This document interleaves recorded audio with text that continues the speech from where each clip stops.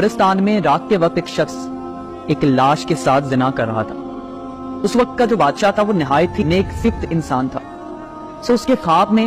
ایک سفید پوش شخص آیا، آ کے بادشاہ کو حکم دیا کہ فلانے قبرستان میں ایک شخص اس گناہ کا مرتکب ہے، جاؤ اس کو پکڑ کر لاؤ اور اپنے دربار میں مشیر خاص کے عہدے پہ فائز کر دو۔ بادشاہ نے اس کی وجہ جاننی چاہی تو خاتوب گیا، وہ سوچ میں پڑ گیا۔ بہرحال اس نے اپنے سپاہی بھیجے اس مقام پر، تو وہ شخص واقعی ہی اس گناہ میں مبتلا تھا۔ سپاہیوں کو دیکھ کے بندہ بھوکلا اٹھا، اس کو لگا کہ آج میری موت طے ہے، لیکن جیسے ہی وہ دربار میں پہنچا تو اس کو مشیر خاص کے عہدے پہ بٹھا دیا گیا۔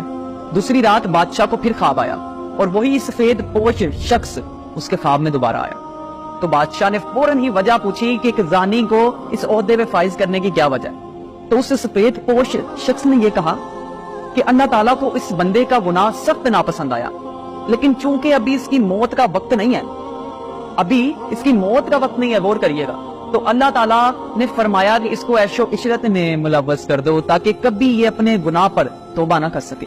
کبھی اپنے گناہ پر نادم نہ ہو سکے، بلکہ اس کو لگے کہ دیکھو میں نے گناہ کیا تو مجھے یہ سب چیزیں عطا کی گئی، اور وہ خوش بھی ہوگا کہ جس گناہ پر مجھے سزا ملنی چاہیے تھی اس گناہ پر تو مجھے انعام مل گیا۔ اس لیے جب گناہوں پر آسانی ملنے لگے نا تو سمجھ لینا آخرت میں تمہاری سزا طے کر لی گئی ہے۔ اور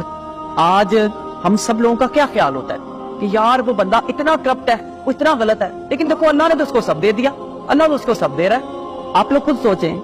اکثر لوگ ہوتے ہیں ان کو گناہوں کا موقع ملتا ہے، بار بار ملتا ہے، نقصان بھی کوئی نہیں ہوتا، کسی مصیبت میں بھی مبتلا نہیں ہوتے، اور ہم ان کو دیکھ کر اپنا ایمان کمزور کر لیتے ہیں۔ پہلی بار گناہ پر دل زور زور تک دھڑکے گا، دماغ غیر شعوری طور پر سگنل دے گا، دل کو ٹھیس پہنچے گی، جسم لاغر ہونے لگے گا، جسم کانپنے لگے گا۔ یہ وہ وقت ہوتا ہے جب ایمان جھنجھو رہا ہوتا ہے کہ باز آ جاؤ، پرے ہٹ جاؤ، لیکن جب دوسری باری آئے گی تو اس چیز میں کمی ہونا شروع ہو جائے گی، اور پھر ایک ٹائم آتا ہے انسان مست ہو جاتا ہے، خوش ہو جاتا ہے، لیکن اس کو یہ پتا نہیں ہوتا کہ اوپر